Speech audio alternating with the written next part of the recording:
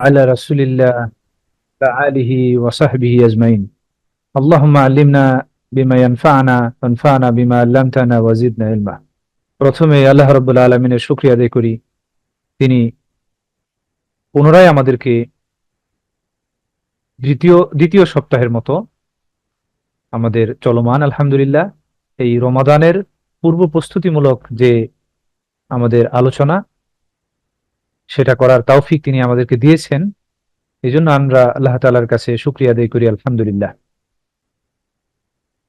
এবং যার মাধ্যমে দুনিয়াতে আল্লাহ রাব্বুল আলামিন আমাদেরকে হেদায়েতের বার্তা পাঠিয়েছেন, আমরা সেই আল্লাহ রাব্বুল আলামিনের সে রাসূল সাল্লাল্লাহু আলাইহি সাল্লাম তার উপর দরুদ পড়ি, আল্লাহুম্মা সাল্লি আলাইহি আল্লাহুম্মা বারিক আলা,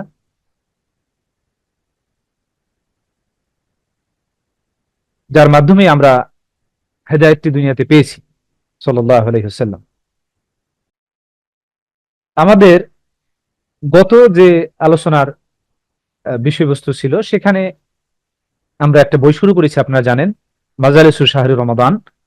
এবং একই সাথে আমি কৃতজ্ঞতা জ্ঞাপন করছি তাওহীদ ফার্স্ট ফাউন্ডেশনের যারা দায়িত্বশীল সম্মানিত চেয়ারম্যান এবং ভাইস চেয়ারম্যান সহ এর পিছনে যারা নিরলস প্রচেষ্টা চালিয়ে যাচ্ছেন। আল্লাহ রাব্বুল আলামিন তাদের এই প্রচেষ্টাকে কবুল করুন এবং তাদের দ্বারা আরো কল্যাণকর কাজ এই তাওহীদ ফার্স্ট ফাউন্ডেশনের মাধ্যমে আল্লাহ তাআলা সহজ করে দিন। আমরা আল্লাহ তাআলার অনুগ্রহে এক সুযোগ পেয়েছি যে রমজানের আগেই সেই রমজানের প্রস্তুতি নেওয়ার জন্য কিছু কথা বলার এবং শোনার। যদিও গত আমাদের আলোচনায় আমরা বলেছিলাম যে আমরা যেন এই রমজানে এমন ভাবে প্রবেশ করি যে রমজানটা যেন আমাদের মানে শেষ রমাদান, এই ধরনের একটা অনুভূতি নিয়ে যেন আমরা এই রমজানে প্রবেশ করি।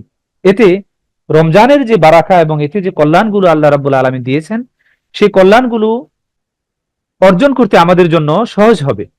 কারণ মানুষ তো সেই বিষয়ই অর্জন করতে পারে যে বিষয়ে সে সিরিয়াস হয়। কারণ খাম খেলেই পানা ভাবে যে কোনো জিনিসই আমরা গ্রহণ করি না কেন বা যেটার দিকে আমরা অগ্রসর হই না কেন, সেক্ষেত্রে আমাদের হেলাই চলে যাবে সেই বিষয়গুলো। কিন্তু যখন আমরা সিরিয়াসলি কোনো বিষয়কে গ্রহণ করব এবং সেটার দিকে অ্যাপ্রোচ আমরা নিব, অবশ্যই সেটার কল্যাণ আমরা লাভ করব। এবং সেই সিরিয়াসনেস আমাদের আজকের এই অনুষ্ঠানও একটা, আমরা যে এখানে আলোচনা করতেছি এবং আপনারা শুনতেছেন, সেটা আমাদের সিরিয়াসনেসেরই বহিঃপ্রকাশ আলহামদুলিল্লাহ, যে আমরা রমজানকে ভালোভাবেই আমরা গ্রহণ করতে চাই এবং আল্লাহ রাব্বুল আলামিনের যে অনুগ্রহ সে রমজানে রয়েছে আমরা যেন সেটা পেতে পারি, সেজন্যই আমরা প্রচেষ্টা চালিয়ে যাচ্ছি। আমি আমার কথা শুরুর আগে একটা স্লাইড আপনাদের কাছে শেয়ার করতে চাই, যেন আপনারা আমার কথাগুলোকে সহজেই ফলো করতে পারেন। প্রতি বছরই আমাদের বিসমিল্লাহির রহমানির রহিম রমজান আসতেছে। আল্লাহ রাব্বুল আলামিনের সেই অনুগ্রহে আমরা রমজানের এই ধারাবাহিকতা বা এই আবর্তনের মাধ্যমে রমজান আমরা পেয়ে যাচ্ছি। কিন্তু আমরা কখনো কি এটা ভেবে দেখেছি যে মানুষ কেন এই রমজান থেকে, এর কল্যাণ থেকে বঞ্চিত হয়? যে মানুষ কেন রমজানের এই আত্মশুদ্ধির এই মহাসমুদ্র থেকে সে বঞ্চিত হচ্ছে? আমরা হয়তোবা এই শিরোনামটা অনেকের কাছে সাদামাটা মনে হতে পারে, কিন্তু আমাদের কিন্তু এটা একটা মৌলিক প্রশ্ন যে কেন এই প্রতি বছর রমজান যে আত্মশুদ্ধির একটা মাস হিসেবে আমাদের সামনে আসে এবং এর কল্যাণের বিভিন্ন সংগ্রহশালা এগুলো নিয়ে আসে, কিন্তু মানুষ কেন সেই রমজানের আত্মশুদ্ধির সেই মহাসমুদ্র থেকে বারবারই বঞ্চিত হয়? আমরা মুসলমানরা এটা ভেবে থাকি রমজানের যাওয়ার পরেও, এবং অনেক সময় রমজান নিয়ে অ্যানালাইজ করি যে রমজান পেলাম কিন্তু শেষে আমার তো সেই আগের অবস্থায় আমি ফিরে গিয়েছি। কারণ ইসলামিক শরীয়তের কোনো বিষয়ই, কোনো বিধানই উদ্দেশ্যহীন নয়। আমরা যত বিধান আল্লাহ রাব্বুল আলামিন আমাদেরকে দিয়েছেন প্রত্যেকটা বিধানেরই উদ্দেশ্য রয়েছে। এবং যেই কারণ এখানে এমন কোনো দিক নির্দেশনা নেই যেটা আল্লাহ রাব্বুল আলামিন আমাদেরকে নির্দেশ দিয়েছেন কিন্তু সেটার কোনো রেজাল্ট নেই, ফলশূন্য নির্দেশনা তিনি দিয়েছেন এমনটি নয়। নামাজ দিয়েছেন তিনি একটা উদ্দেশ্যের কারণে, হজ দিয়েছেন একটা উদ্দেশ্যের কারণে, তারপরে যাকাত এবং অন্যান্য বিধানগুলো প্রত্যেকটির একটা উদ্দেশ্য রয়েছে। যদিও সমস্ত এই ইবাদতের মূল উদ্দেশ্য হলো লিইকামাতি যিকরিল্লাহ, আল্লাহ রাব্বুল আলামিনের সেই স্মরণ যেন প্রতিষ্ঠিত থাকে। তাহলে প্রত্যেকটা কর্ম নির্দেশনা যেটা ইসলামে রয়েছে সেগুলো অবশ্যই ফলশূন্য নয়। সিয়াম এবং এই রমাদানের তাহলে এই স্পষ্ট প্রভাব, এই ইবাদতের স্পষ্ট প্রভাব তো মুসলিমদের জীবনে, পরিবার এবং সমাজে দেখার কথা, কিন্তু সত্যিকার অর্থে আমরা যদি তাকাই, আমরা কি তা দেখতে পাই? উত্তর যদি হয় না, এবং আমি মনে করি আপনারাও আমার সাথে একমত হবে যে রমজানের অনেক সময় আমরা এটা থেকে যেভাবে আমরা এতে উপকৃত হওয়ার কথা, আত্মশুদ্ধি আমাদের ভিতরে আসার কথা, যে অনুভূতি আসার কথা, আমরা অনেক সময় সেটা ওভাবে আমাদের মধ্যে দেখা যায় না। কারণ এই রমজান থেকে একজন মুসলিম তার যে নিজের জন্য এবং পরিবারের জন্য, সমাজের জন্য যে কল্যাণ সে নিবে, সেগুলো সবই রয়েছে এই রমজানের মধ্যে, রমজানের শিক্ষার মধ্যে রয়েছে। সেখানে ক্ষমা রয়েছে, সেখানে দয়া, জবাবদিহিতার শিক্ষা, দায়িত্ব এবং কর্তব্য পরায়ণতার শিক্ষা, সততার শিক্ষা, সত্যবাদিতার শিক্ষা, ইনসাফ, ইহসান সহ সমস্ত কিছু যেন মানুষ অর্জন করতে পারে। রমজান কিন্তু আমাদের সেই প্রেরণাই সারাক্ষণ দিয়ে যায়, রমজান মাসটা বিশেষ করে। এবং সকল প্রকার হারাম থেকে বেঁচে থাকার যে প্রজ্ঞাপূর্ণ নির্দেশনা রমজানের ভিতরে রয়েছে। কারণ রাসূলুল্লাহ সাল্লাল্লাহু আলাইহি ওয়াসাল্লামের হাদিস এটাও প্রমাণ করে যে কিছু মানুষ তারা এই রমজানে শুধু দিনের বেলা তারা যে না খেয়ে রয়েছে বা কষ্ট করছে, পানাহার, খাবার এবং পানাহার থেকে বিরত থেকে, এর বিনিময় শুধু তারা পাবে কি, যে কষ্টটাই পাচ্ছে, কিন্তু এর কোনো বিনিময় তারা আল্লাহ রাব্বুল আলামিনের কাছ থেকে কোনো রেওয়ার্ড পাবে না। এরকমও মানুষের রোজা রয়েছে বা রমজান তারা পালন করে এইভাবে, ক্ষুধা ছাড়া তারা বিনিময় কিছুই পাবে না। কেন? কারণ তারা শুধু ক্ষুধা থেকেই বা খাবার থেকে নিজেদেরকে বিরত রেখেছে, কিন্তু শুধু খাবার থেকে বিরত থাকার নামই যে রমজান নয়, এই শিক্ষা তারা অনুধাবন করেনি। আসলে রমজানকে এই বরণ করার এবং ধারণ করার বিষয়ে আমাদের আরো সচেতন এবং যৌক্তিক হওয়া দরকার। কারণ গতানুগতিক ভাবে আমরা যে এই চাঁদ দেখি, সিয়াম পালন করি, মাস শেষে আলহামদুলিল্লাহ ঈদ পালন করি, এটার মধ্যে দিনদারিত্ব কিছুটা আছে। তবে এই লাগামহীন ভাবে সেটা শুধু পানাহার থেকে বিরত থেকে এই ধরনের বিষয়গুলো পালন করার মাধ্যমেই কিন্তু দিনদারিত্ব প্রকাশ পাবে না, এবং দিনের যে চূড়ান্ত লক্ষ্য সেটাও সাধিত হবে না। কারণ আমরা সাধারণত রমজানকে, অনেক মানুষের ভিতরে এই ধারণা যে সাময়িক এবং দৈহিক কিছু প্রশিক্ষণ কাল আমরা মনে করি, গুটি কয়েক কাজের মধ্য দিয়ে আমরা রমজানকে পার করি। কারণ অনেকেই দেখা গেল রমজান পেলে এটাকে তারা মনে করে যে শরীরের স্বাস্থ্য, ওজন কমানোর একটা মাস। অনেকেই দেখা গেল এটাকে বরকতপূর্ণ শুধু মাস একটা মনে করে। কিছু গুটি কয়েক ইবাদতের মধ্য দিয়েই না খেয়ে থাকলো আর নামাজটা পড়লো, তাও সেটার মধ্যে অলসতা, এটার মাধ্যমে সে পুরা রমজানকে পার করে দেয়। অথচ এই মাসটি কিন্তু আমাদের কাছে এসেছিল একজন মুসলিমের বছরের গোটা সময়কালের শিক্ষা নিয়ে, মানে সারা বছর সে কিভাবে তার লাইফটাকে লিড করবে সেই প্রশিক্ষণ এবং ট্রেনিং, সেটা সে রমজানে পাবে। এই মাসটা কিন্তু সেভাবেই এসেছিল, এবং এই শিক্ষাটা তার জীবনব্যাপী সম্প্রসারিত হবে। রমজানের শিক্ষা, এই ধরনের অনুভূতি নিয়ে, এই ধরনের শিক্ষা নিয়ে মূলত রমজান আমাদের কাছে আসে। মানে আসেনি শুধু একটা কদরের রাত্রি নিয়ে, বরঞ্চ এই কদরের রাত্রে যেভাবে আমরা আনুগত্যের সাথে ইবাদত করি, এই ধরনের অনুভূতি যেন আমাদের ভিতরে জাগ্রত হয়, এই শিক্ষাটা যেন আমরা অর্জন করতে পারি, এই ধরনের বিষয় নিয়েই রমজান আমাদের কাছে আসে। এবং আসে আমাদের ভিতরের এবং বাইরের ব্যক্তি এবং সামষ্টিক যে আমাদের মননশীলতা, সেটাকে সংশোধন করতে, আমাদের গোটা জীবনকালকেই যেন এই কদরময় করতে, মানে কদর রাত্রিতে আমরা যে আনুগত্যের সাথে ইবাদত করি, এটা যেন আমাদের গোটা জীবনেই প্রতিটা রাত্রে যেন আমরা এমন ভাবে আনুগত্যের সাথে ইবাদত করতে পারি, আল্লাহর মাহাত্ম্যকে, আল্লাহ রাব্বুল আলামিনের বরত্বকে আমরা প্রকাশ করতে পারি। এই ধরনের একটি অনুভূতি আমাদের ভিতরে জাগ্রত করার জন্য এবং আমাদেরকে এই ধরনের একটি ট্রেনিং দেওয়ার জন্যই মূলত রমজান মাস এসেছিল। কিন্তু সত্য কথা, আমরা রমাদান এবং তার আহ্বানকে আমরা কিন্তু আসলে অনুধাবন করতে পারি না। সেই সাথে এই সময়কালের প্রশিক্ষণকে কাজে লাগিয়ে নিজেকে পরিবর্তনের সিদ্ধান্ত গ্রহণ করতে না পারায় এই মাসের সাথে কাঙ্ক্ষিত আচরণও কিন্তু আমরা অনেক সময় করতে পারি না। সেটা যেন আমরা ভালোভাবে করতে পারি, সেই অনুভূতিগুলো জাগ্রত করার জন্যই আজকে আমাদের এই আলোচনার এই আমরা এই সেমিনার বলেন অথবা এই আলোচনার আমরা ধারাবাহিকতা চালিয়ে যাচ্ছি রমজানের আগে। আল্লাহ তাআলা যেন এটা বারাকা দান করেন এবং শিক্ষাগুলো নিয়ে যেন আমরা রমজানে পদার্পণ করতে পারি। এবং সত্যিকার অর্থে রমজানের যে বহুমাত্রিক উদ্দেশ্য, লক্ষ্য, সেগুলো সম্পর্কে আমাদের পর্যাপ্ত জ্ঞানও কিন্তু নেই। রমজানের কল্যাণ বঞ্চিত হওয়ার আরো অন্যতম একটি কারণ হলো যে, যেটা আমি কিছুক্ষণ আগেও বলেছি, যে মনোদৈহিক সত্তা। কারণ মানুষের মন তো শুধু মানুষটা একই সাথে তার যেমন রক্ত মাংসের বডি রয়েছে, একই সাথে তার রয়েছে আত্মা, সত্তা রয়েছে। কিন্তু আমরা এই রমজানকে শুধুমাত্র খাদ্য পানীয় পরিত্যাগের সিয়াম সাধনা বলে মনে করি। রমজান মাসকে মনে করি যে খাবার থেকে এবং পানীয় থেকে বিরত থেকে আমরা সিয়াম পালন করি। কিন্তু আমাদের ভিতরে যে এক সত্তা রয়েছে, সেই সত্তা অনেক সময় আমাদের খারাপ কাছে দিকে আহ্বান করে বিভিন্ন কিছু, সেটাকেও কিভাবে মানে পরিশুদ্ধ করা যায় সেদিকে আমরা খেয়াল করি না। আমরা শুধু শরীরের দিকেই খেয়াল করছি। আর মানুষকে ভালো থাকতে হলে দেহ এবং মনের সুস্থতা অপরিহার্য, এবং মুসলিম হিসাবে আমাদের ভিতরে তো বিশ্বাসের শর্তটা জুড়ে দেওয়া আছে। আমরা যে কোনো কিছু ইবাদতের ক্ষেত্রে আমরা যদি এটার রেজাল্ট পেতে চাই, এটার বারাকা পেতে চাই, আল্লাহর কাছে রিওয়ার্ড পেতে চাই, অবশ্যই ইমানের বিষয়টা এটার সাথে জড়িত থাকবে। দেখা গেল কেউ রোজা রাখে, রোজার সমস্ত আহকাম বিধিবিধান মেনে চলে, কিন্তু সে আসলে বিশ্বাস করে না আল্লাহ রাব্বুল আলামিনকে, পরকালের প্রতি বিশ্বাস নাই, তাহলে তার এই ধরনের না খেয়ে থাকা, অনেকে আমরা শুনি যে হিন্দুরা রোজা রাখে মুসলমানদের সাথে বিভিন্ন কারণে, কিন্তু তারা তো পরকালে বিশ্বাস করে না, তাহলে তাদের এই ধরনের রোজা দ্বারা কোনো উপকার হবে না।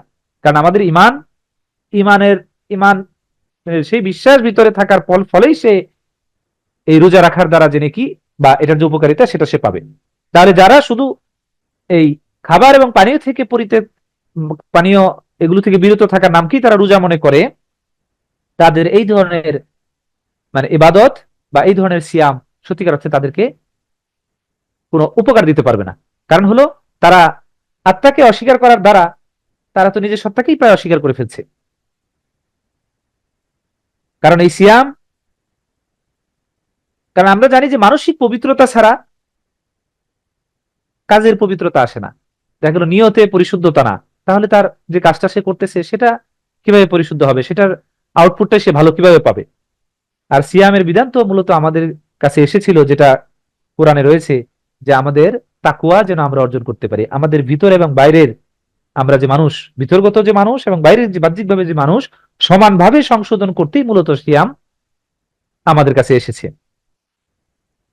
কারণ হলো এই তাকওয়া, এটা একটা অন্যতম গুণ যেটা মানুষকে মানুষ হিসেবে গড়ে তোলে। আর তাকওয়াবিহীন জীবন বা সমাজ, সেটা কোরআনে যেমনটি উদাহরণ দেওয়া আছে, সেটা হলো প্রায় পশুর সমাজের থেকেও নিকৃষ্ট।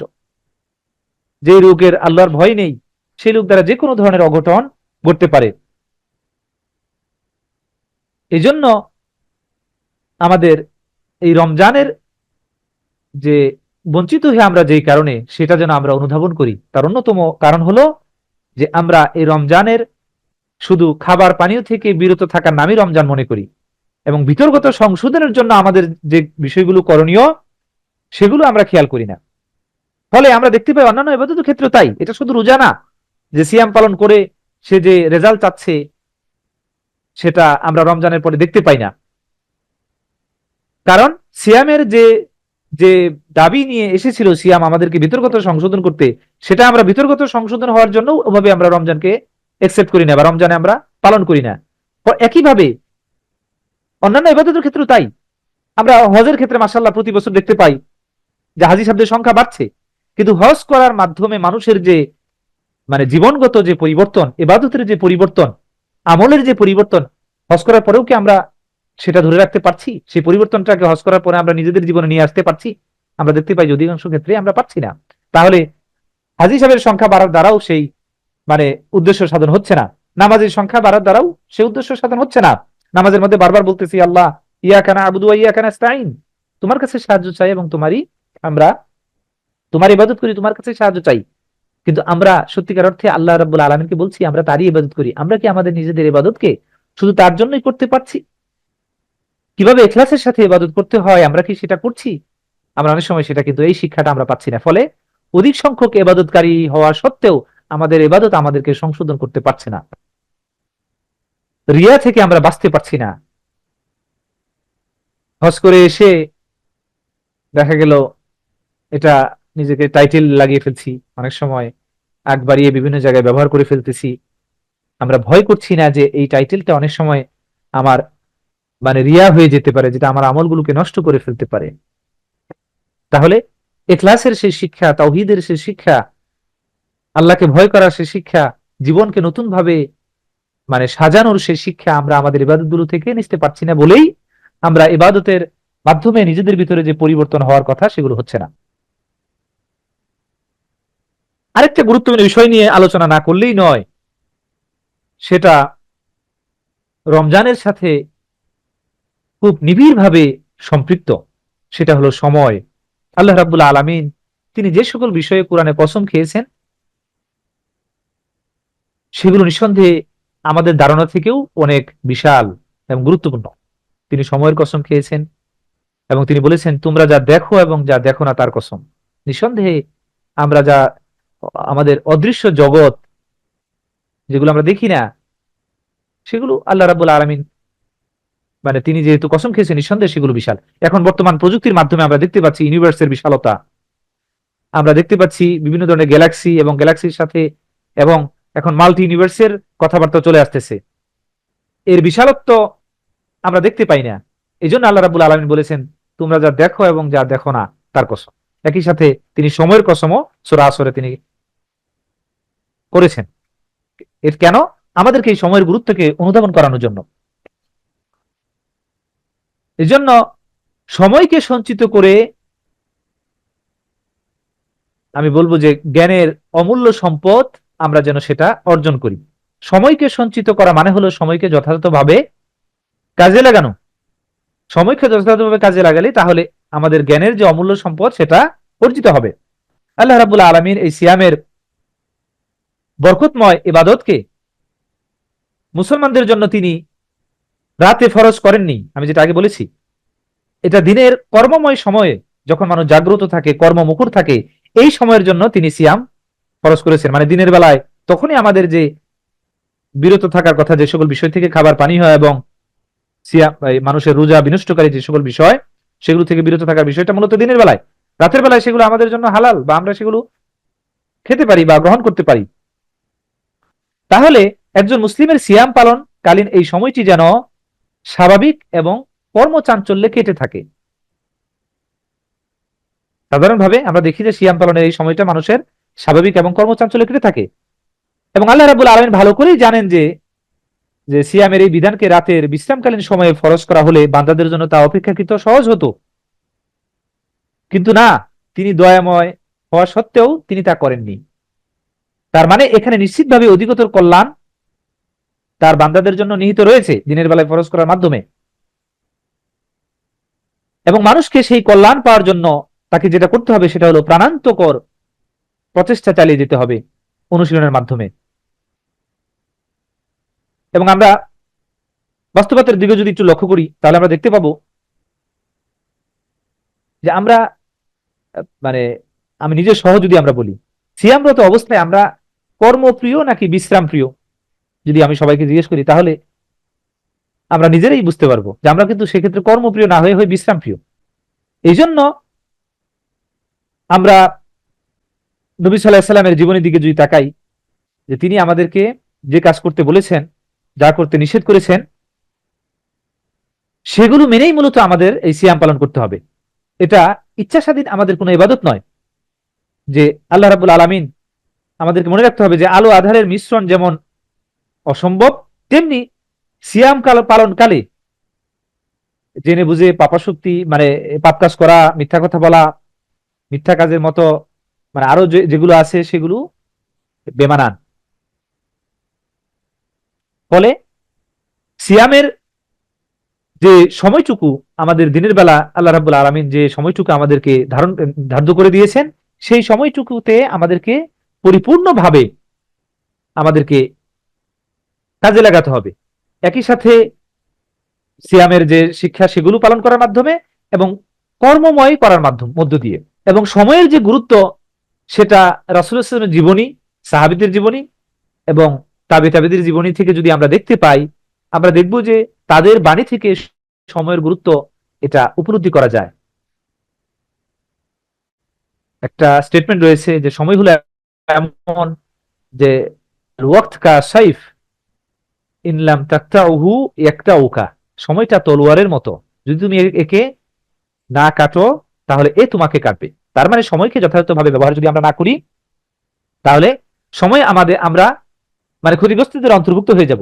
আর রমজান মাসটা এই সময়কে যথাযথভাবে কাজে লাগানোর সেই শিক্ষা অর্জন করার একটি অন্যতম একটি মাস,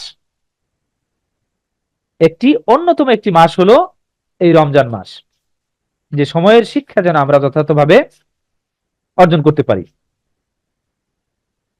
এই জন্য সময়কে সঞ্চিত করে জ্ঞানের অমূল্য সম্পদ আমাদের অর্জন করতে হবে। এবং আমরা যদি খেয়াল করি যে আত্মসমালোচনার এই মাসে, এই রমজান মাসে আমরা অনেক কিছু নিয়ে ভাবলেও এই সময়ের সদ্ব্যবহার নিয়ে আমরা কতটুকুই বা ভাবি। টাকা পয়সার ব্যাপারে আমরা দেখতে পাই যে টাকা পয়সা খুব সাবধানে রাখতে হবে, তারপরে হিসাব করে খরচ করতে হবে, এবং এটা যদি কোনোভাবে ক্ষতিগ্রস্ত হয় আমাদের আফসোসের আর শেষ থাকে না। আর পছন্দের জিনিস যদি আমাদের নষ্ট হয় তাহলে তার কোনো কথাই নেই। অথচ সময় নামক এই অমূল্য সম্পদ, যেটার সমষ্টি মূলত আমাদের জীবন, যার প্রতিটি ইউনিটের জন্য তার মালিকের কাছে, আল্লাহ রাব্বুল আলামিনের কাছে আমাদের জবাবদিহি করতে হবে। এবং এই পৃথিবীতে অবস্থানকালে আমার জন্য ব্যয়িত যে আলো বাতাস এবং রিজিকের দাম পরিশোধ করার কি হবে, মানে আমরা কতই না উদাসীন এই সময়ের ব্যাপারে। মানে অবস্থা দেখে আমাদের মনে হয় যে এটা এত অপছন্দের এবং এত মূল্যহীন আর অপ্রয়োজনীয় আর এত অফুরন্ত যে এটি ব্যবহার আমাদের কোনো তোয়াক্কাই আমরা করি না। সময়কে আমরা মনে করি যে এটা পৃথিবীতে সবচেয়ে সবচেয়ে বেশি যে জিনিসটা মানুষ নষ্ট করে নির্বিচারে, সেটা হলো তার সময়। কারণ আমরা ভুলেই গেছি যে প্রতিটি মুহূর্তের ব্যবহারের দ্বারা আমরা আমরা কিন্তু অন্য সময় ভুলে যাই এই প্রত্যেকটা মুহূর্তের ব্যবহারের মাধ্যমেই মূলত আমরা হয় জান্নাতের দিকে যাচ্ছি আর না হলে জাহান্নামের দিকে নিকটবর্তী হচ্ছি। আর এই যদি হয় বক্তব্য, তাহলে একজন বিশ্বাসী, একজন মুমিন হিসেবে আমাদের কিন্তু কখনোই মানে এই হিসাব ছাড়া যে জীবন, সময়ের হিসাব নিকাশ করি না, সময়ের ব্যাপারে সিনসিয়ার থাকি না, এই ধরনের জীবন কিন্তু মুমিনের কাছে কাম্য নয়। কারণ আমরা দেখতে পাই এবং আমাদের এটা উপলব্ধিতে আসা উচিত যে আমাদের সারাটা বছর বছর এটা মূলত বিভিন্ন ধরনের, যেমন প্রতিটি দিন, সপ্তাহ, সময়, বছরকে 5 ওয়াক্ত নামাজ, জুমার নামাজ, এই রমজান মাসের সিয়াম সাধন, এই নামক এই ধরনের ইবাদতের মাধ্যমেই মূলত আমাদের সারাটা বছর নিয়ন্ত্রিত হচ্ছে। এবং প্রতিদিনের সূর্য এবং চাঁদ আমাদেরকে এই হিসাব সংরক্ষণের সুবিধার্থে আল্লাহ রাব্বুল আলামিন কতই না নিয়ন্ত্রিত ভাবে কাজে লাগাচ্ছেন। রাত দিনের আগমন ও প্রস্থানের মধ্যে মুমিনদেরকে এই জন্য নিদর্শন খুঁজতে বলা হয়েছে। এবং ছোটকালে আমাদেরকে পরিবার থেকে অনেক সময় শিক্ষা দেওয়া হতো যে টাকা পয়সা, ধন সম্পদ এগুলো জমানোর মাধ্যমে মানুষ কি হয়, ধনী হয়ে ওঠে। একইভাবে সময়কে জমিয়েও কিন্তু মানে জ্ঞানী হওয়া যায়। অর্থ সম্পদ সঞ্চিত করে যেমন মানুষ ধনী হওয়ার শিক্ষা সমাজে প্রচলিত, ঠিক তেমনি আমাদের এটাও ভুলে গেলে চলবে না যে সময়কে সঞ্চিত করে হওয়া যায় জ্ঞানী।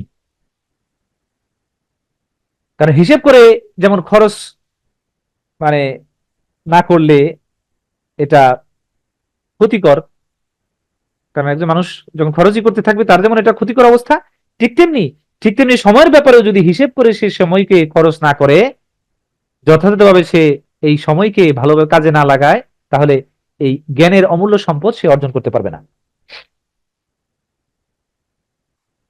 আর আমরা কাজের নামেই, যদিও সেগুলো কতটুকু কাজ হিসেবে পরিগণিত হয় সেটা নামে আমরা সময়কে নষ্ট করে চলছি।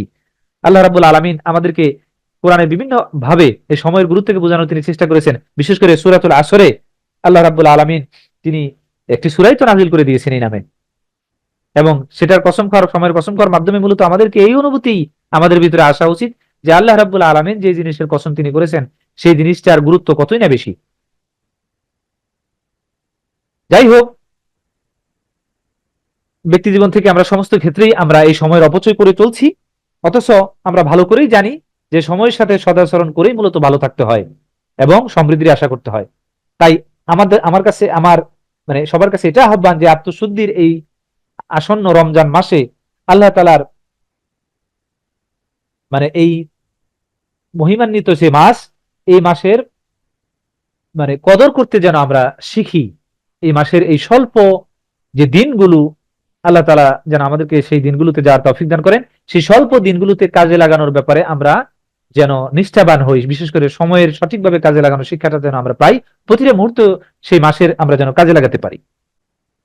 আমরা যে আলোচনা গত সপ্তাহে হয়েছিল সেখানে আমরা রমজান মাসের ফজিলত এবং সিয়াম সাধনার ফজিলতের বিভিন্ন হাদিসের কথা আমি স্মরণ করে দিয়েছিলাম, যে রাসূল সাল্লাল্লাহু আলাইহি ওয়াসাল্লাম অসংখ্য হাদিসের মাধ্যমে তিনি রমজান মাসের বিভিন্ন উপকারিতার কথা, এখানের ফজিলতের কথা তিনি জানিয়ে দিয়েছেন। একই সাথে সিয়ামের নিজস্ব ফজিলতের কথাও জানিয়ে দেওয়া আছে।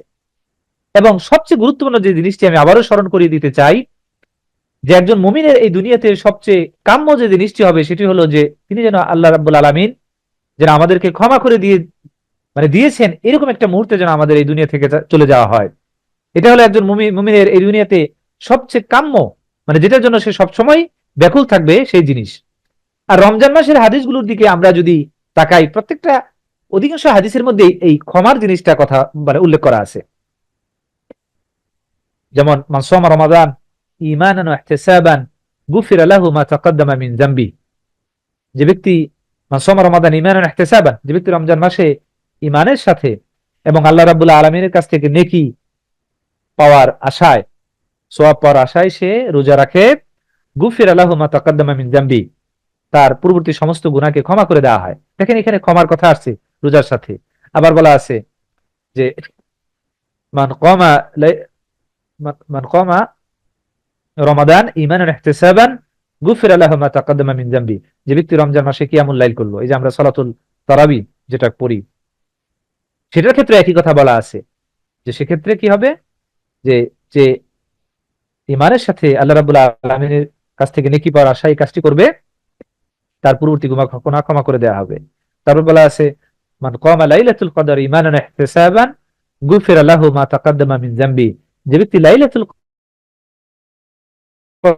কদরে এই ইবাদত করবে, আল্লাহ রাব্বুল আলামিনকে প্রতি ঈমান রেখে এবং তার থেকে নেকি পাওয়ার আশায়, এই দুইটা জিনিস থাকতে হবে, আল্লাহর প্রতি বিশ্বাস এবং তার কাছ থেকে নেকি পাওয়ার আশা, তাহলে তার পূর্ববর্তী গুনাহকে ক্ষমা করে দেওয়া হবে। দেখেন প্রত্যেকটা জায়গায়, আরেক জায়গায় এক হাদিসটি যেখানে আয়েশা রাদিয়াল্লাহু আনহাকে জিজ্ঞেস করা হয়েছিল, যে আয়েশা রাদিয়াল্লাহু আনহা তিনি নবী সাল্লাল্লাহু আলাইহি ওয়াসাল্লাম বললেন, ইয়া রাসূলুল্লাহ, আমি যদি লাইলাতুল কদর রাত্রিটি পেয়ে যাই তাহলে আমি আল্লাহর কাছে কি চাইবো? সেখানেও এই ক্ষমা চাওয়ার কথা বলা আছে, আল্লাহুম্মা ইন্নাকা আফুউন তুহিব্বুল আফওয়া ফাআফু আন্নী। দেখেন সেখানেও নবী সাল্লাল্লাহু আলাইহি ওয়াসাল্লাম আয়েশা রাদিয়াল্লাহু আনহার সেই প্রশ্নের জবাবে তিনি বলেছেন যে তুমি এই দোয়াটি করো, যে আল্লাহ তুমি ক্ষমাশীল, আল্লাহুম্মা ইন্নাকা আফুউন তুহিব্বুল আফওয়া, আল্লাহ তুমি ক্ষমাশীল, তুমি ক্ষমা করতে পছন্দ করো, ফাআফু আন্নী, আমাকে তুমি ক্ষমা করো। দেখেন সেখানেও রাসূলুল্লাহ সাল্লাল্লাহু আলাইহি ওয়াসাল্লাম তিনি চাওয়ার ব্যাপারে যে জিনিসটি চাওয়ার ব্যাপারে স্মরণ করালেন সেটি হলো ক্ষমা। এত জায়গায় ক্ষমার কথা আসা, এটা কিন্তু একটা অন্যতম ইঙ্গিত, মানে রিমাইন্ডিং আমাদেরকে যে এই মাস ক্ষমা পাওয়ার জন্য একটা বেস্ট অপরচুনিটি ফর আস, আমাদের জন্য। এই জন্য আমরা যেন সবসময় আমাদের অন্তরের ভিতরে এই অনুভূতি থাকে যে এই মাসে ক্ষমা পাওয়ার মাস, আমরা যেন সেই জিনিসটা বারবার অন্তরে নিয়ে আসি, আল্লাহ তুমি আমাদেরকে ক্ষমা করে দাও। এবং ক্ষমা, সেখানে যে শব্দটি কথা প্রসঙ্গে চলে আসতেছে, যেহেতু হাদিসটা বললাম যে আল্লাহ মিন্নাকা আফুন, আফু শব্দটা সাধারণত মানে আমরা দুনিয়ার জীবনে ব্যবস্থায় আমরা কি দেখি, কেউ যদি আমার সাথে অন্যায় করে তারপরে সে যদি ক্ষমা চায়, আমরা মানুষ হিসেবে কি করি, দয়ালু হলে তাকে ক্ষমা করে দিই, কিন্তু সে যে অন্যায়টা করেছে এই ব্যথাটা কিন্তু অন্তরে থেকেই যায়। রাস্তাঘাটে দেখাইলো আবার সেটা একটু জেগে ওঠে, যে আমার সাথে একদিন খুব খারাপ ব্যবহার করছে, আমাকে অপমান করছে, ইত্যাদি ইত্যাদি। আল্লাহ সবাইকে হেফাজত করুক। মানে ক্ষমা করলেও তার প্রতি একটা মানে ওই কষ্টটা যেন জেগে ওঠে। কিন্তু আফুন কথাটার মাধ্যমে হলো যে আল্লাহর কাছে এমন ভাবে ক্ষমা চাওয়া, যে আল্লাহ আমি যে তোমার সাথে অন্যায় করেছি, তোমার কথা অবাধ্য হয়েছি, আমাকে এমন ভাবে ক্ষমা করে দাও যে আমি এই এই কাজটা যেন কোনো সময় করিই নাই, এবং শুধু ক্ষমাই করবা না, একই সাথে আমাকে ভালোবাসবা। আমরা কাউকে অ্যাটলিস্ট কেউ আমাকে অন্যায় করলে ক্ষমা চাইলে হয়তো ক্ষমা করে দেই, কিন্তু ক্ষমা করে দিয়ে আবার তাকে ভালোবাসা শুরু করি, এমনটি কিন্তু হয় না। কিন্তু দেখেন আমরা সেই দুয়ার ক্ষেত্রে এমন শব্দটি ব্যবহার করা আছে যে তিনি শুধু ক্ষমাই করবেন না, একই সাথে আমি যে অপরাধ করেছি সেটাও যেন ভুলে গিয়ে আল্লাহ তাআলা যেন আমাকে ভালোবাসেন। তাহলে সেই রমজান মাস আমরা সেটার ফজিলত এবং সিয়ামের ফজিলত গুলো গত ক্লাসে আমরা জেনেছি, এবং সিয়ামের হুকুমটা মানে কি, এটার বিধান কি। রমজান মাসের সিয়ামের ব্যাপারে সকল মুসলিম ফুকাহা তারা এটা একমত হয়েছেন যে এই সিয়াম পালন করা এটা হলো ফরজ কাজ, মানে বাধ্যতামূলক। যে কাজটি না করলে গুনাহ হবে, পালন করলে নেকি হবে। যদিও রমজানের এই ফরজ হওয়ার বিষয়টি এবং আরো অনেক অন্যান্য হাদিস দ্বারাও জানা যায়। রাসূলুল্লাহ সাল্লাল্লাহু আলাইহি ওয়াসাল্লাম এক হাদিসে তিনি বলেছেন যে বুনিয়াল ইসলাম আলা খামসা শাহাদাতি আন লা ইলাহা ইল্লাল্লাহ ওয়া আন্না মুহাম্মাদুর রাসূলুল্লাহ ওয়া ইকামিস সালাহ ওয়া ইতাইজ যাকাত ওয়া হজ্জিল বাইত ওয়া সাওমি রমাদান। এখানে বলা আছে যে ইসলামের এই যে ফান্ডামেন্টাল থিংস তার মধ্যে এই রোজা। কিন্তু রমজান মাসের এই সিয়ামের ফরজ হওয়ার বিষয়টি আসলে দুইটি পর্যায়ে আসছে, দুই পর্যায়ের মাধ্যমে এই ফরজ হওয়ার বিষয়টি আসছে। প্রথম পর্যায়ে যখন বিধানটা আসলো তখন এমন ছিল যে চাইলে আপনি রোজা রাখতে পারেন এবং চাইলে আপনি খাবারও গ্রহণ করতে পারেন, উভয়টির অনুমতি ছিল। তবে সিয়াম পালন করা উত্তম ছিল, ফলে যে চাইতো রোজা রাখতো আর যে চাইতো সেটা ভাঙতে পারতো। পরবর্তী পর্যায়ে বিধান এসে বাধ্যতামূলক করা হলো, যখন বলা হলো ফামান শাহিদা, যে যারা এই মাসটি পাবে বা দেখবে তখন সে অবশ্যই রোজা রাখবে। ফামান শাহিদা মিনকুম আশ-শাহর ফালিয়াসুম, যারা এই মাসটি পাবে বা এই মাসটি পতিত হবে তারা অবশ্যই রোজা রাখবে। এর মাধ্যমে আর অপশনাল থাকলো না, কোনো অপশনাল নাই। তবে যারা অসুস্থ অথবা যারা সফরকারী তাদের ব্যাপারে বলা আছে যে পরবর্তীতে নির্দিষ্ট সংখ্যক দিনগুলো তোমরা পালন করে নিবে। এই জন্য সর্বসম্মতিক্রমে এই রোজা হলো আমাদের জন্য ফরজ বিষয়। কারণ প্রথম দিকে শিথিল করা হয়েছিল, যারা ইচ্ছা করে রোজা ভাঙতো তারা ফিদিয়া দিতে পারত, কিন্তু পরবর্তীতে আয়াত নাজিল হলো তখন তা রহিত হয়ে গেল। যখন বলা হলো যে ফামান শাহিদা মিনকুম আশ-শাহর ফালিয়াসুম ওয়া মান কানা মারিদান আও আলা সাফারিন ফাইদ্দাতুম মিন আইয়ামিন উখর, এই আয়াতের মধ্য দিয়ে আল্লাহ রাব্বুল আলামিন তখন সেই ইচ্ছা করে রোজা ভাঙার যে হুকুমটা প্রথম দিকে ছিল সেটা আর থাকলো না, তখন বাধ্যতামূলক হয়ে গেল যে না, এখন যেই থাকবে সুস্থ শরীর অবশ্যই তাকে, বালেক পুরুষ নারী পুরুষের ক্ষেত্রে অবশ্যই তাকে রোজা রাখতে হবে। আমরা শিশুদের ক্ষেত্রেও তাদেরকে উৎসাহ দিতে পারি, এটা তাদেরকে তাদরিব করা, আস্তে আস্তে করে অর্ধেক বেলা বা করে তাদেরকে আমরা এটা চালিয়ে দিতে পারি, শিশুদেরকে প্র্যাকটিস করানো। আর সিয়াম ফরজ হওয়ার সাথে আরেকটা বিষয় জড়িত, সেটা হলো এই চাঁদ দেখার বিষয়টা। কারণ সিয়াম ততক্ষণ ফরজ হবে না যতক্ষণ রমজান মাস প্রমাণিত না হয়। এই কথাটা আমরা যেন খেয়াল করি। রমজান মাস প্রমাণের ব্যাপারে রাসূলুল্লাহ সাল্লাল্লাহু আলাইহি ওয়াসাল্লাম যেভাবে নির্দেশনা দিয়েছেন, আমাদের এখানে নিয়ে অনেক ইখতিলাফ, আমি সেগুলোতে যাব না। আমাদের সমাজে কিছু শ্রেণী দেখা গেল সৌদি আরবের সাথে রোজা রাখে, কিছু চাঁদ দেখার সাথে রাখে। আমরা রাসূলুল্লাহ সাল্লাল্লাহু আলাইহি ওয়াসাল্লাম তিনি কি বলেছেন আমরা সেই অনুসারে যাব। কারণ যতক্ষণ রমজান মাস প্রমাণিত না হয়, অর্থাৎ এই মাস শুরু না হয়, ততক্ষণ পর্যন্ত রোজা রাখা যাবে না।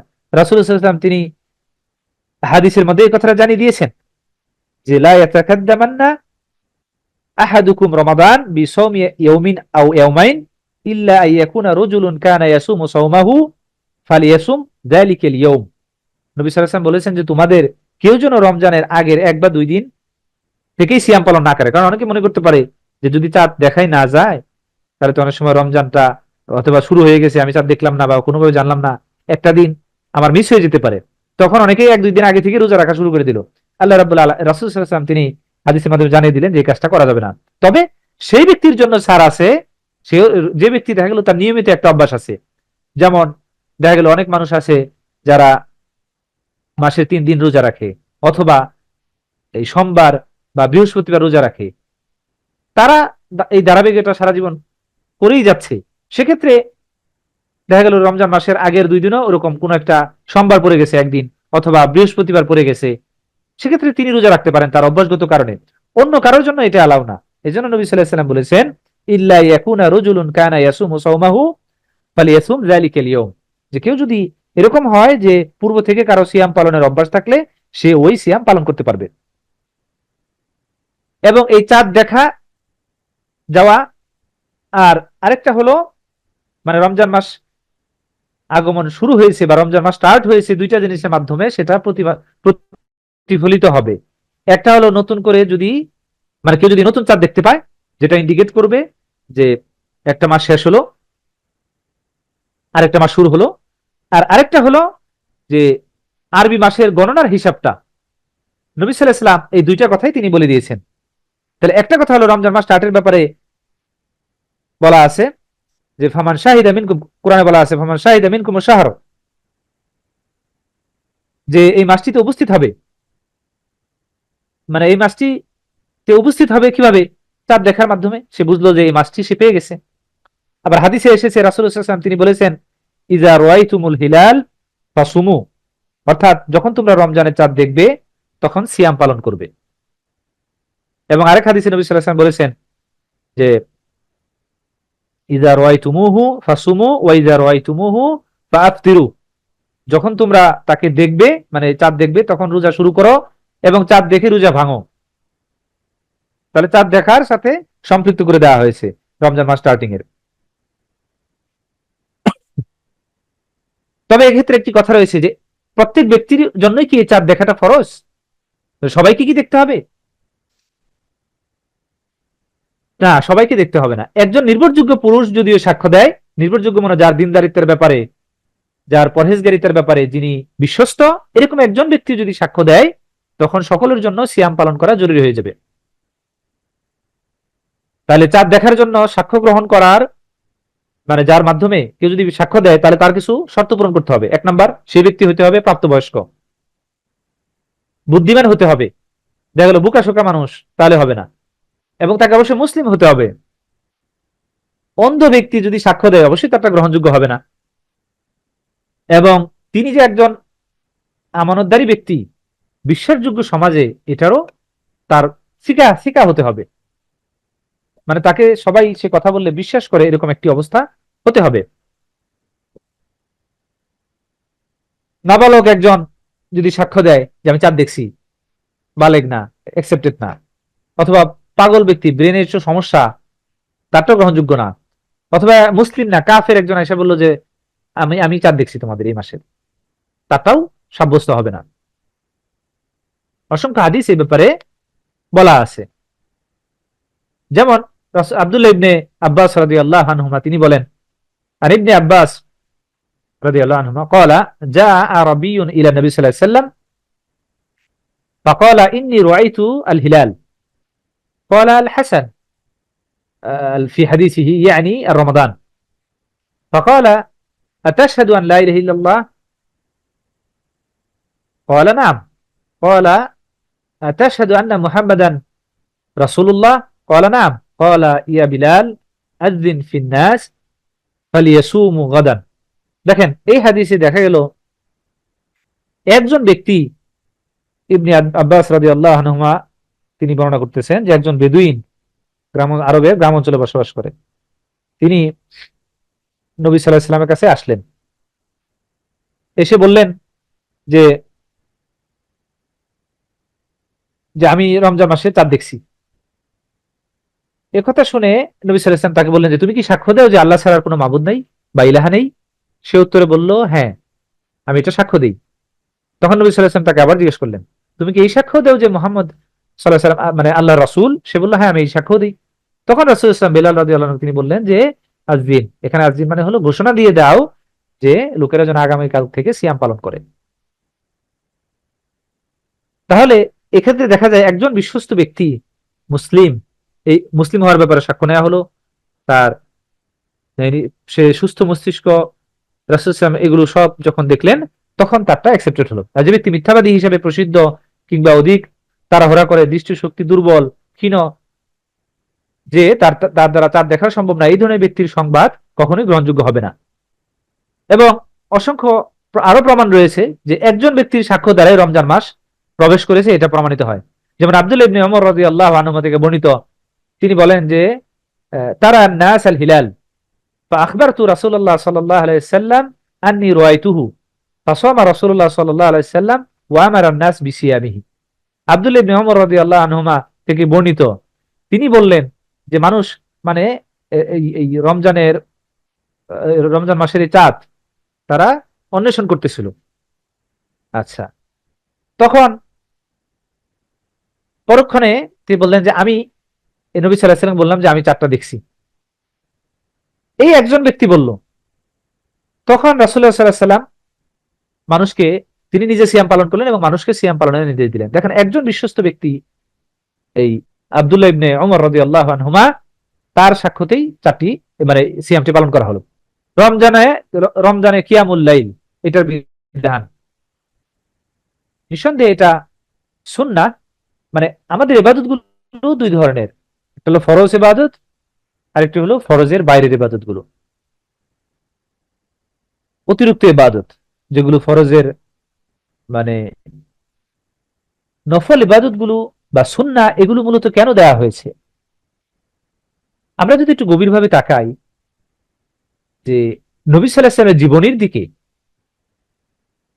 তাহলে আমরা দেখতে পাই যে বিশেষ বিশেষ বিষয়গুলো যেগুলো ইম্পর্টেন্ট, যেমন রমজান মাসের সিয়াম, তার আগের মাসে রাসূল সাল্লাল্লাহু আলাইহি ওয়াসাল্লাম কিভাবে কাটিয়েছেন। তিনি হাদিসে এসেছে যে তিনি রমজান মাসের আগের মাসটা প্রায় পুরাটাই রোজা রেখেছেন, মানে অধিক বেশি রোজা রাখতেন। আবার ফরজ ইবাদত গুলোর আগে, যেমন 5 ওয়াক্ত নামাজের যে ফরজ রাকাত গুলো আছে, প্রতি ওয়াক্তে দেখা গেল 2 রাকাত 2 রাকাত বা 4 রাকাত, তারও বেশি সুন্নাত নামাজগুলো রয়েছে। এগুলো কেন? মানে এগুলো হলো এই জন্য যে অনেকগুলো কারণ, তার মধ্যে একটা হলো যে মানুষ এই নফল ইবাদত গুলো এই জন্যই আল্লাহ রাব্বুল আলামিন দিয়েছেন, তার অনেকগুলো হিকমার মধ্যে একটা হলো যে যে ব্যক্তি এই সুন্নাহ নামাজ, সুন্নাহ ইবাদত গুলো এবং এই নওয়াফিল গুলোর ব্যাপারে সে সিরিয়াস থাকবে, তার খুবই কম সম্ভব যে ফরজের ব্যাপারে তার মানে ত্রুটি হয়ে যাবে অথবা ফরজ মিস হয়ে যেতে পারে। তাহলে একটা প্রশিক্ষণ সে নিয়ে নিচ্ছে, কারণ ফরজ ইবাদত মিস হলে তো এটা শাস্তির সে সম্মুখীন হয়ে যাবে। কারণ আমাদের যত ইবাদত গুলো আমরা করি একজন মুসলিম হিসেবে প্রতিদিন, তার মধ্যে এক শ্রেণী হলো যেগুলো হলো ফরজ, অনেকে ওয়াজিব বলে। ফরজ এবং ওয়াজিব মূলত একই জিনিস, এক একজনে এক এক নামে বলে। এটা হলো এমন ইবাদত যেগুলো অবশ্যই করণীয়, করলে নেকি আছে, আর না করলে শাস্তি, মানে ভ্যালিড রিজন ছাড়া যদি কেউ না করে, পালন করে। আরেক শ্রেণী আছে সুন্নাহ, সেগুলো কেমন? সেগুলো হলো যদি আপনি করেন নেকি আছে, কিন্তু যদি না করেন এতে গুনাহ হয়ে যাবে না, মানে আপনি গুনাহ বলতে শাস্তি পাবেন না আপনি। আর আরেকটা আছে যেটা হলো মুবাহ। মুবাহ হলো যেগুলো মানে করলে সওয়াব নাই, আবার মানে বাদ দিলেও গুনাহ নাই। যেমন আপনি হাঁটতেছেন, কথা বলতেছেন, এগুলো করলেও সওয়াব নাই, আবার বন্ধ রাখলেও কোনো গুনাহ নাই। কিন্তু কেউ যদি হেঁটে নামাজের দিকে যায়, তখন তার ওই উদ্দেশ্যের কারণে ওই প্রত্যেক কদমে কিন্তু আবার নেকি রাখা হবে। আবার কেউ যদি হেঁটে হেঁটে নাউজুবিল্লাহ মদ কিনতে যায়, তখন এই হাঁটা এই মুবাহ কাজটি তার জন্য হয়ে যাবে হারাম কাজ। আবার কিছু আছে আমাদের কাজগুলোর একটা শ্রেণী হলো যেগুলো মাকরুহ। মাকরুহ মানে হলো যেগুলো অপছন্দনীয়, কিন্তু কেউ যদি করে ফেলে এতে তার পানিশমেন্ট সে পাবে না, কিন্তু যদি সে এটা থেকে আল্লাহর জন্য বেঁচে থাকে বা বাদ দেয়, তখন সে অবশ্যই নেকি পাবে। আরেক শ্রেণী হলো হারাম, যেগুলো করলে পানিশমেন্ট। আর যদি ত্যাগ করে আল্লাহর জন্য, তাহলে সে সওয়াব পাবে। নাউজুবিল্লাহ, যেমন মদ খাওয়া হারাম, কিন্তু মদ খাওয়া থেকে যদি নিজেকে বিরত রাখে, অবশ্যই সে নেকি পাবে। আর কিয়ামুল লাইল যেটা, এটা মানে রাসূলুল্লাহ সাল্লাল্লাহু আলাইহি ওয়াসাল্লামের সুন্নাহ, কিন্তু মূলত এটি একটি নফল নামাজ, মূলত নফল নামাজ।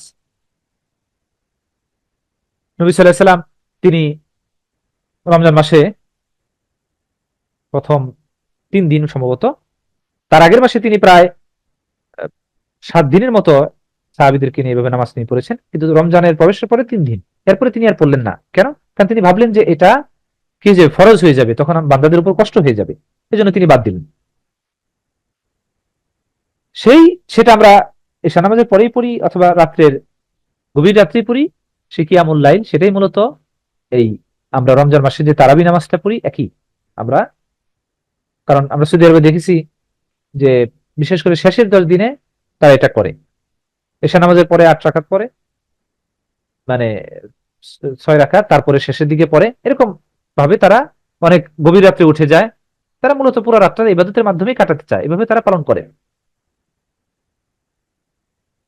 এবং তারাবি নামাজের এই রাকাত সংখ্যা নিয়ে অসংখ্য মানে ইখতিলাফ যদিও মানুষ করে থাকে, কিন্তু সঠিক হলো যে হাদিসটা 8 রাকাতের ব্যাপারে বলা আছে।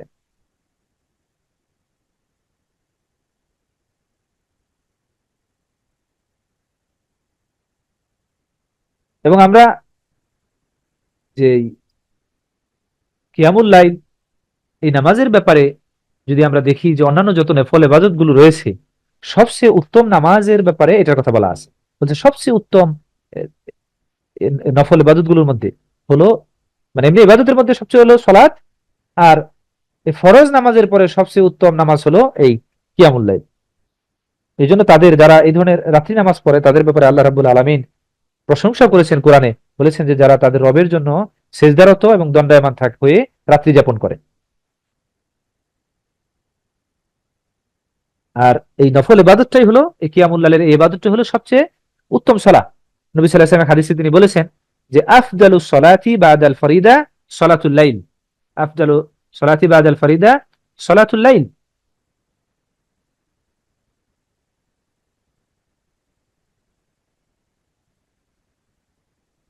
বেতন নামাজের ব্যাপারে অসংখ্য মানে আছে, 1 রাকাতও পড়া যায়, সেই ব্যাপারেও রয়েছে প্রমাণ। 3 রাকাতও পড়া যায়, 5 রাকাতও পড়া যায়, 7 রাকাত, 9 রাকাত, এভাবে করে এটা চলমান থাকবে। এগুলো এই বইয়ের মধ্যে আছে। আপনারা ইনশাআল্লাহ, আমরা যে রিডিং ক্লাবে আমরা নির্দিষ্ট সংখ্যা ধরে দিয়েছি 100, সেটা আমরা 100 না করে আমরা সেখানে 50 পৃষ্ঠা করে করতে পারি। এতে বইটা ইনশাআল্লাহ শেষ হবে আশা করছি ইনশাআল্লাহ।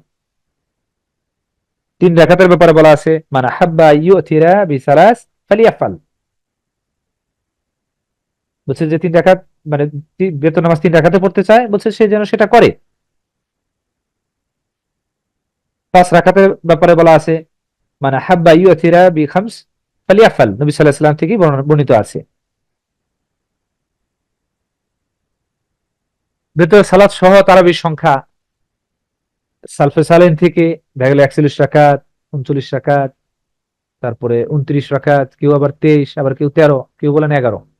এইসব মতামতের মধ্যে 11 অথবা 13 রাকাতের মতামত যেটা, সেটাই অগ্রগণ্য। আয়েশা রাদিয়াল্লাহু আনহা থেকে বর্ণিত, তাকে প্রশ্ন করা হলো যে রমজানে রাসূলুল্লাহ সাল্লাল্লাহু আলাইহি ওয়াসাল্লাম এর সালাত কেমন ছিল, কত রাকাত ছিল? তখন তিনি বললেন যে মা কানা ইয়াজিদু ফি রমাদান ওয়ালা ফি গায়রিহি আলা 11 রাকা, 11 রাকাতের বেশি তিনি পড়তেন না। এই হাদিসের মধ্যে সেটা পাওয়া যায়।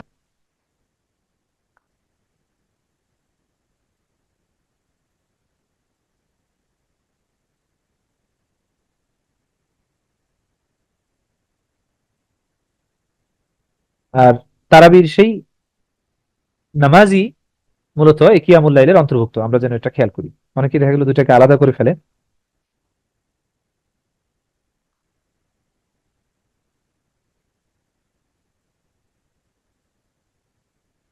তো আমাদের, আমরা তারাবি নামাজের ক্ষেত্রে যেন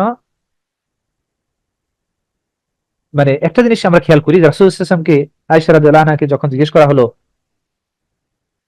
যে নবী সাল্লাল্লাহু আলাইহি ওয়াসাল্লামের নামাজ ব্যাপারে, তিনি কিন্তু নামাজগুলো অনেক দীর্ঘায়িত লম্বা নামাজ ছিল এমনটি তিনি বলেছেন, সুন্দর ছিল অনেক। তাহলে সেই জিনিসগুলো যেন আমরা ভুলে না যাই। রমজানের এই জায়গাটা অনেক সময় আমরা তাড়াতাড়ি করে 20 রাকাত, 30 রাকাত এগুলো নিয়ে আমরা মত্ত থাকি, কিন্তু সত্যিকার অর্থে নামাজ যেভাবে পড়া উচিত সেই জিনিসটা আমরা খেয়াল করি না। তাহলে 11 রাকাতের বেশি নবী সাল্লাল্লাহু আলাইহি ওয়াসাল্লাম পড়েননি বলেই এটা আয়েশা রাদিয়াল্লাহু আনহা তিনি বলেন যে মা কানা ইয়াজিদু ফি রমাদান ওয়ালা ফি গায়রিহি আলা 11 রাকাতান। অনুরূপ ভাবে ইবনে আব্বাস রাদিয়াল্লাহু আনহু থেকে বর্ণিত, তিনি বলেন কানা সালাতু নবী সাল্লাল্লাহু আলাইহি ওয়াসাল্লাম 13 রাকা, ইয়ানি মিনাল লাইল, যে তিনি রাতের নামাজের ব্যাপারে বললেন ইবনে আব্বাস যে নবী সাল্লাল্লাহু আলাইহি ওয়াসাল্লামের রাতের নামাজ ছিল 13 রাকাত। অনুরূপ ভাবে আরেকটা হাদিসে বলা আছে যে আমারা ওমর রাদিয়াল্লাহু ওমর ইবনে খাত্তাব, উবাই ইবনে কাব, তামিম আদ-দারি আইয়াকুমা লিন-নাস 11 রাকাত। ইবনে ওমর থেকে বর্ণনা আছে যে তিনি মানুষকে 11 রাকাত নামাজের কথা তিনি বললেন। এবং পূর্বেকার সালাফগণ তারা নামাজ পড়তেন অনেক লম্বা নামাজ, সেটা যেন, কারণ কারিগণ শত শত আয়াত পড়তেন, এমনকি অনেক সময় এত বেশি দীর্ঘ নামাজ পড়তেন যে মুসল্লিগণ যারা আছেন দুর্বল তারা লাঠির উপর ভর দিয়ে সালাত আদায় করতেন, কারণ এতক্ষণ লম্বা তারা, কারণ তারা নামাজ পড়তেন, সেই কোরআন তেলাওয়াত তারা শুনতেন, শুনে তাদের যে অনুভূতি, কারণ ভাষা তারা অনুধাবন করতে পারতেন, সেই অনুভূতি আমরা আসলে কোরআনের থেকে যে মজা, এটা আমরা পাই না। অন্যতম একটি কারণ হলো যে কোরআনকে আমরা বুঝে তেলাওয়াতও করি না এবং বোঝার চেষ্টাও করি না। কোরআনের মজা পেতে হলে অবশ্যই কোরআনকে বোঝার চেষ্টা করতে হবে। একইভাবে রমজান মাসে তারাবি নামাজ যখন পড়বে, মুসল্লিদের অ্যাটলিস্ট কাজ হলো, যদি সে আরবি ভাষা জানে এটাও বেটার, আর যদি না জানে সে যেটুক ইমাম সাহেব পড়লেন সেটা বাসায় এসে যদি বাংলাটাও সে দেখে নেয়, তাতেও কিছুটা সে জানলো যে তার রব তার সাথে কি কি বলতে চাচ্ছেন। পুরুষরা জামাতের সাথে পড়তে পারে, একাও পড়তে পারে, কোনো সমস্যা নেই, তবে জামাতের সাথে পড়াই ভালো। কারণ নবী সাল্লাল্লাহু আলাইহি সাল্লাম যখন মানে তিনি বললেন যে ইমাম অন্য, এটা রমজানের বাইরের বিষয়, যেখানে নবী সাল্লাল্লাহু আলাইহি সাল্লাম বলছিলেন যে যতক্ষণ ইমাম তারাবি বা বেতর শেষ না করবেন ততক্ষণ প্রস্থান করবে না। মানে ইমামের শ্বাস শেষ পর্যন্ত যে নামাজ পড়বে সে এই সারা রাত দাঁড়িয়ে সালাত আদায়ের সওয়াব পাবে। তো এটা যদি পেতে চাই অবশ্যই আমাদের জামাতে নামাজ পড়া জরুরি। মহিলারাও যেতে পারে যদি কোনো মসজিদে এই সুযোগটা থাকে, কারণ রাসূল সাল্লাল্লাহু আলাইহি ওয়াসাল্লাম মহিলাদেরকে বলছেন যে লা তামনাউ ইমা আল্লাহ মাসাজিদ আল্লাহ, যে আল্লাহর বান্দীদেরকে তোমরা মসজিদে যাওয়াকে নিষেধ করো না। এই জন্য তারা মসজিদে যাবে, কিন্তু যে মসজিদে সেই সুযোগটা আছে সেখানে, আর যেখানে নাই সেখানে গিয়ে তো অনেক সময় এটা ক্ষতির কারণ হয়ে যায়, কারণ আমাদের সেই পর্দার বা বিভিন্ন বিষয়ের সমস্যা থাকার কারণে এই সুযোগটা হয়ে ওঠে না। তবে সেখানে মহিলাদের নামাজ পড়ার ক্ষেত্রে যে বিষয়গুলো বলা হয়েছে সেগুলো যেন সে খেয়াল করে, মানে তাজঈনের ক্ষেত্রে, তার সৌন্দর্য প্রকাশ করার ক্ষেত্রে যে বিষয়গুলো নিষেধ করা আছে সেগুলো যেন সে মেনে চলে, আতর ব্যবহার না করে, তারপরে সৌন্দর্য প্রকাশ সাধারণভাবে যেগুলোর মাধ্যমে হয় সেগুলো যেন সে না করে, বোরকা পরা, লম্বা চাদর বা এই জাতীয় পোশাক ব্যবহার করে যেন সে যায়। আর রমজান মাসে কোরআন তেলাওয়াতের ফজিলত, সেটা তো কোনো অপেক্ষা রাখে না, কারণ রাসূলুল্লাহ সাল্লাল্লাহু আলাইহি ওয়াসাল্লামের হাদিস এই ব্যাপারে যে এমনিতেও কোরআন তেলাওয়াত একটা করে হরফের ব্যাপারে 10 নেকি, আর রমজান মাসের ব্যাপারে আল্লাহ রাব্বুল আলামিন যে কোনো আমলকে বান্দা 7 থেকে 700 গুণ পর্যন্ত বৃদ্ধি করে দিতে পারেন। ফলে এই রমজান মাসে কোরআন তেলাওয়াতের সেই মানে নেকি থেকে, সেই মাহাত্ম্য থেকে যেন আমরা নিজেদেরকে বঞ্চিত না করি। যেভাবে হোক এই মানে আল্লাহর কিতাবকে শিখার জন্য যে বয়সে হোক না কেন আমরা যেন চেষ্টাটা চালিয়ে যাই। আমাদের ভিতরে এই ধারণা যেন না হয় যেটা আসলে ছোটকালের কাজ, এখন আমার দ্বারা সম্ভব না। আমি মনে করি যে অসংখ্য নজির রয়েছে যারা 55-60 বছর বয়সেও কোরআনের হাফেজ হয়েছেন। যেমন মদিনার মহসিন আল আব্বাদ হাফিজাহুল্লাহ, তিনি বলেছেন যে তিনি 55 বছর বয়সে কোরআনের হাফেজ হয়েছেন।